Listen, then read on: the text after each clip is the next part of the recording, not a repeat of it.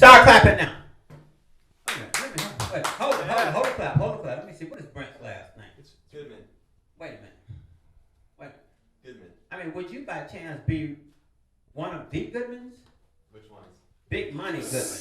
I don't know him. Coming to the stage, Mr. Brent from Long Beach. LBC, Snoop Dogg's baby brother, Brent Goodman. Yeah.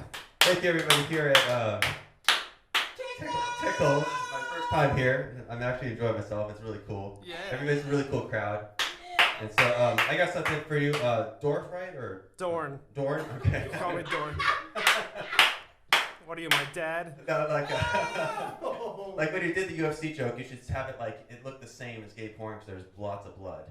Oh, okay. Yeah. I kept my mouth shut because I didn't want to interrupt you. No, that's fine. I'm glad it's on your video, not mine. Yeah, okay. No, I like it though.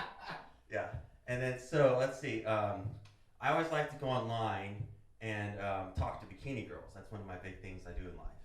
And so last week I came across 5 new bikini girls that are either like exotic dancers that do like burlesque or go-go dancing or hip-hop dancing. It doesn't really matter, just as long as I only go for 9s and 10s, so I don't really get very many dates very often.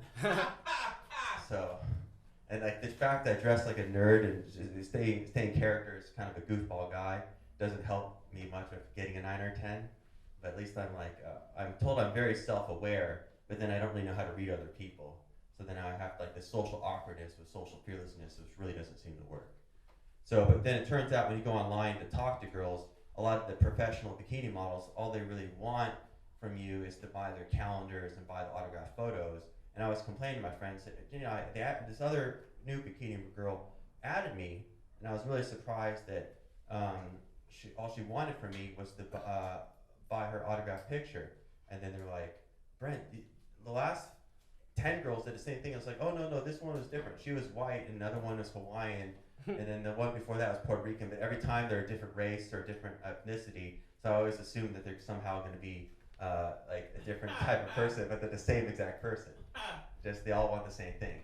And so it's like certain guys can say certain things online. So it turns out guys can say to the girl online under her wall on YouTube or Facebook or Twitter, I want to touch your breast and put them in my mouth. And I was like, okay, wow, it's not something I feel comfortable saying, but she lets the guy get away with it. I go and I tell her that I love miniature horses, and I like horseback riding and hip-hop dancing and making ceramic sculptures of castles, and I get blocked and deleted. That's the thing. It's like, I don't notice that, but people say, oh, it's like you should have just said something sexual to her, sexually harassed her, instead of just saying that you like horseback riding. But the thing about it is you're not supposed to go and do a 5-page email about it. And sometimes the emails can be up to 10 pages if I'm really feeling inspired by their modeling. So let's see what else I got. I want to adopt kids.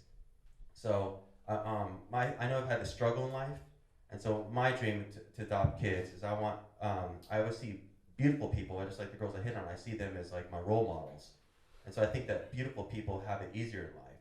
So my goal is to adopt kids that are beautiful. Just like Denzel Washington or Halle Berry or Brad Pitt, Angelina Jolie, I only want a kid that's going to be a 9 or a 10 when they grow up.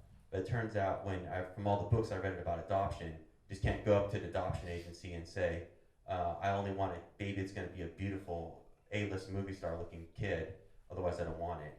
They'll just rip your application out from what the books have said so far. So let's see what else I got. My friend, he can't sleep at night, so he asked me what he should do about it, and I said he has insomnia. I said, okay, well, do what I gave him some good advice. I said, do what I do. I told him to cry himself to sleep at night. Let's see, what's a Dutch oven? Someone asked me today, they said, your breath smells like a Dutch oven, and I was like, what? And they said, your breath smells like a Dutch oven, but I don't know what that is. Anybody know? Yeah, it's when you put somebody's head under the sheets and then you fart. Oh, okay. That's what that is, okay. So. Yeah. I was trying to talk to her to flirt, and that's what she said. It didn't really go that well. Let's see what else. On Cal State Long Beach, they have a lot of beautiful European girls on campus, and I like walking up and talking to them and just saying like, "Oh, hi, my name's Brent. I'm in the teaching credential program. Where are you from?" And then they're like, "Oh, and this one girl told me before school ended, no way. And I said, Norway? And she said, no way. Let's see what else. Talked about girls, talked about adoption. That didn't hit.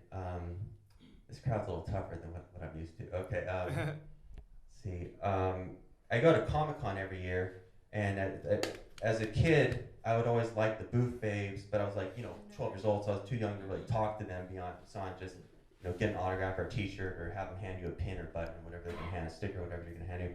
But now that I'm like, since my late 20s, I've been trying to talk to booth babes and flirt with them, and it turns out if they tell you that after you give them your business card from our art website, that if they tell you that they want to go on a date with you and that they want for you to go out with them sometime, that's just a lie.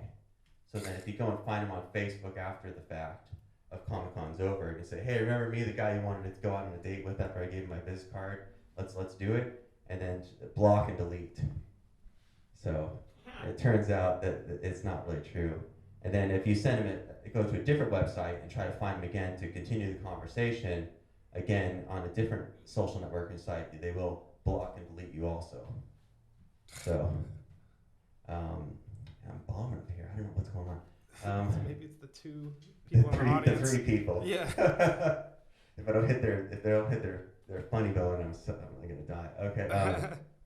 Let's see. I always liked eccentric music and eclectic taste, and I'll give a warning to all the parents out there that if you are really hard on your kids, a combination of being always critical of your kids, but then you raise them on Fellini films and Clockwork Orange and Bollywood at age 10 or 11, and you let them kind of go with that, then they'll end up like me. So as a word of advice, if you start seeing your son watching Bollywood, or you play a Fellini film and he's really into it at age 10 or 12, just beware, he might be a nerd who has poor social skills when he grows up.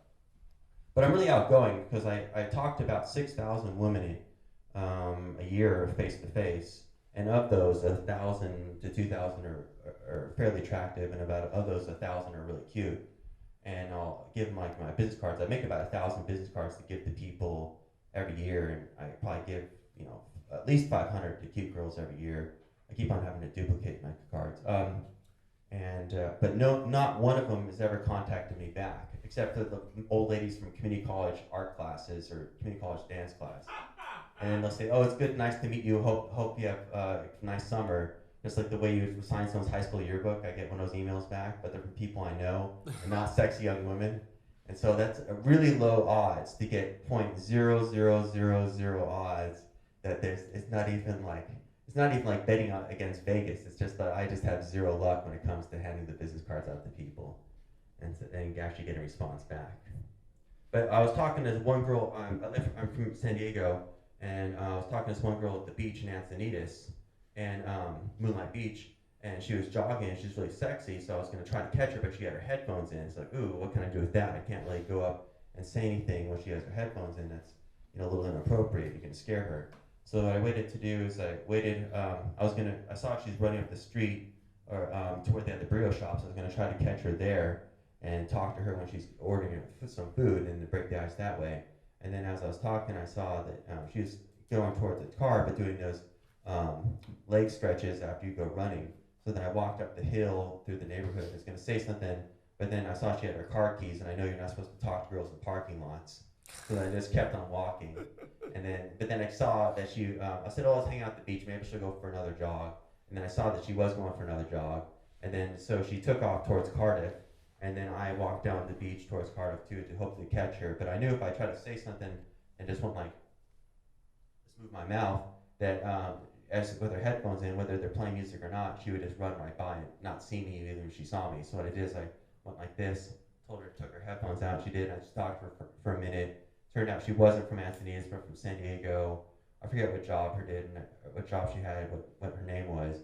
But I thought everything was going really well for me until she started yelling, "Help! Police! Police!" And ran down at the beach, pointing at me, telling people to watch out for me. And then I realized, oh, she must not really like me. I didn't do that well as I thought I was doing. And let's see, my mind's just going blank right now. So I think I'll end with one last Good one. Oh, okay. This girl told me this last week that she loved me, and I've had a crush on this girl for years, and I was really excited about this, to hear this from her. She said she'd love me to move to Alaska. So this is Brent Goodman. Thank you, guys. Yeah.